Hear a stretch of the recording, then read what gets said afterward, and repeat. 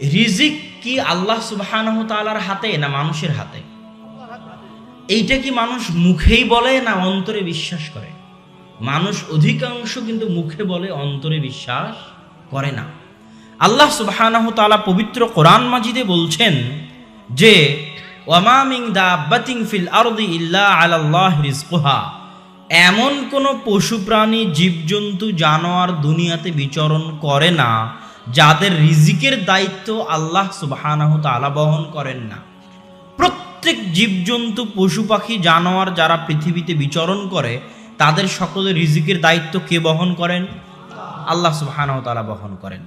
আল্লাহ সুবহানাহু তাআলা অন্য আয়াতে বলছেন আল্লাহু ইয়াবসুতুর রিজকা লিমান ইয়াশা, আল্লাহ যাকে চান তার রিজিক প্রশস্ত করে দেন, যাকে চান তার রিজিক সংকীর্ণ করে দেন।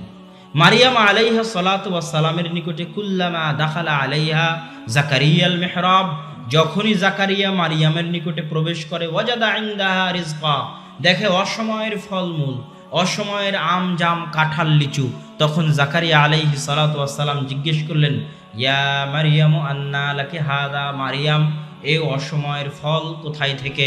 মারিয়াম বললেন ইন্নাল্লাহা ইয়ারযুকু মান ইয়াশা বিগাইরি হিসাব, আল্লাহ যাকে চান তাকে বেহিসাব রিজিক দান করেন। আল্লাহু আকবার।